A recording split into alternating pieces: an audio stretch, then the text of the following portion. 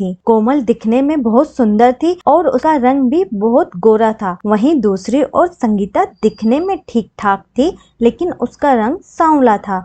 दोनों बहनें दूसरे के साथ बहुत अच्छे से रहती थी, एक दूसरे से बहुत प्यार करती थी। उन्हें देखकर लगता ही नहीं था कि ये दोनों सौतेली बहनें हैं। ये सब देखकर उनकी माँ लता सोचती है, मेरी दोनों बेटियां कितनी प्यारी हैं, इतना प्रेम से तो सगी बहनें भी नहीं रहती। मेरी तो बस यही दुआ है ये दोनों आपस में एक दूसरे के साथ ऐसे ही खुश रहे। बस इनका प्यार एक दूसरे के लिए ऐसा ही बना रहे, इनको किसी की नजर नहीं लगे। संगीता को उसके रंग के वजह से उसके क्लास में भी सब लोग उसे परेशान करते थे। कोमल भी उसी कॉलेज में पढ़ती थी। एक दिन कोमल की फ्रेंड उससे बोलने लगी, कोमल, ये संगीता तेरी ही बहन है, लगता ही नहीं है ये काली तेरी बहन है। तू इतनी गोरी सुंदर, ये तो काली है, ये तेरी बहन लगती ही नहीं।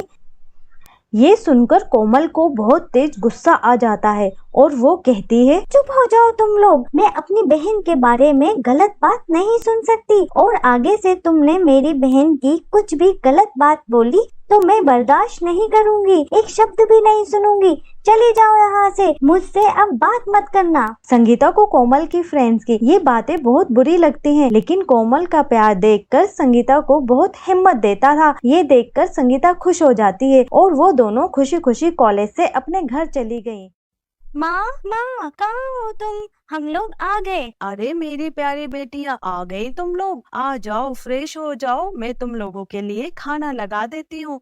माँ, मेरा खाना खाने का मन नहीं है, मुझे भूख नहीं लग रही। अरे क्या हुआ मेरी प्यारी बेटी को? मुझे पता है ऐसे भूख क्यों नहीं लग रही। अरे क्या हुआ है, मुझे बताओ, पेट दर्द तो नहीं कर रहा?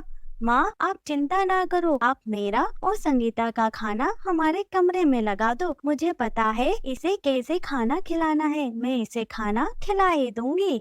ठीक है, मैं तुम्हारे रूम में खाना ले आती हूँ। ये बोलकर लता दोनों बेटियों का खाना उनके कमरे में लगा देती है। माँ, आप कहाँ जा रही हो? आप भी हमारे साथ बैठकर खाना खाओ। अरे बेटा, तुम लोग खाओ, मुझे काम है।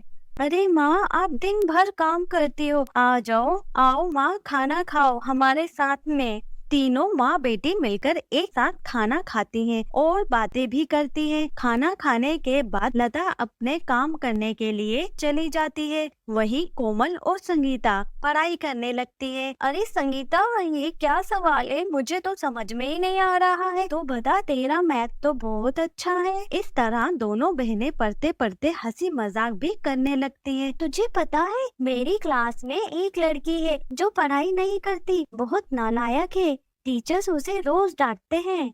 ये कहकर दोनों बहनें हंसने लगी। धीरे धीरे दिन बीतते जाते हैं और दोनों बहनें बड़ी हो जाती हैं। कोमल उम्र के साथ साथ और सुंदर लगने लगती है और वहीं संगीता का रंग और सांवला हो जाता है। अब उनकी शादी के लिए रिश्ते आने लगते हैं, लेकिन संगीता को उसके रंग के वजह से कोई पसंद नहीं करता। लता को कोमल से पहले संगीता की शादी करनी थी, क्योंकि संगीता कोमल से बड़ी थी। इसीलिए संगीता की वजह से कोमल का रिश्ता भी नहीं हो पा रहा था और लता बहुत दुखी रहने लगी। उसको संगीता पर अब गुस्सा आने लगा था और वो कहती है, अरे संगीता, तू अपने चेहरे का कुछ करती क्यों नहीं है? तेरे कारण कोमल की भी शादी नहीं हो पा रही है, कि उम्र निकलती जा रही है। माँ, आप इसको क्यों बुरा भला बोल रही हो? इसमें इसकी क्या गलती है? तू चुप कर, ज्यादा अपनी बहन का साइड मत ले, चल मेरे साथ। ऐसा बोलकर लता कोमल को अपने साथ ले जाती है। वहीं संगीता को अपने सौतेली माँ की ये बातें बहुत बुरी लगी और वो रोने लगी। और फिर संगीता नदी किनारे जाकर बहुत रोती है और कहती है, माँ, पापा, आप मुझे छोड़कर क्यों चले गए? मेरी सौतेली माँ ने मुझे ये कभी एहसास नहीं होने दिया कि मैं उनकी सौतेली बेटी हूँ, लेकिन आज माँ ने मुझे बहुत खरी खोटी सुनाई। मैं अब जाऊं तो कहाँ जाऊं? रंग काला है तो इसमें मेरी क्या गलती है? तभी रोते रोते संगीता देखती है एक बूढ़ी अम्मा नदी किनारे पानी का घड़ा उठाती है, लेकिन वो घड़ा उससे बनता नहीं है। तभी संगीता बोलती है, अम्मा, आपसे ये घड़ा नहीं उठ रहा, आप मुझे बता दो, मैं इसको रखाती हूँ। अरे बेटा, तेरा शुक्रिया। यहीं पास में है मेरी झोपड़ी। इस तरह संगीता वो घड़ा अपने सर पर रखकर बूढ़ी अम्मा के साथ उसकी झोपड़ी तक जाती है। बूढ़ी अम्मा बोलती है, अरे बेटा, तू तो बहुत प्यारी है, तेरा धन्यवाद। अच्छा ठीक है, अब मैं चलती हूँ अम्मा, लेकिन मैं जाऊँ तो कहाँ जाऊँ? यहाँ से तो मुझे अपने घर का रास्ता भी नहीं पता।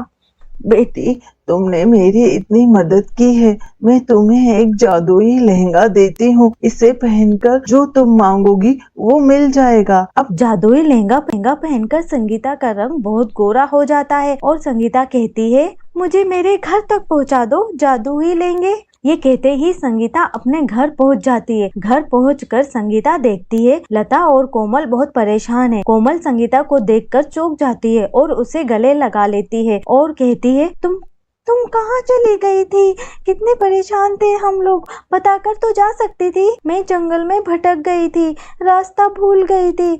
ये सुनकर लता बोलती है, क्या तुम रास्ता भूल गई थी? फिर आई कैसे? और ये तू इतनी गोरी कैसे हो गई? संगीता कहती है, ये जादुई लहंगा मुझे यहाँ लाया है। जादुई लहंगा? ये कैसे आया तेरे पास?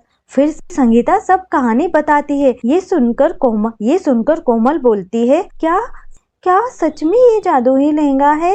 माँ, मुझे माफ कर दो, बिना बताए घर से चली गई। मैं जानती हूँ आप मुझसे बहुत प्यार करते हो, लेकिन मेरे काले रंग की वजह से आप मुझसे बहुत तंग आ गई थी। ऐसा नहीं है, मैं बस थोड़ी सी दुखी हो गई थी। तुम दोनों की शादी नहीं हो पा रही थी, इसीलिए मैंने गुस्से में तुझे खरी खोटी सुनाई। लेकिन अब जब चाहो तब शादी करना।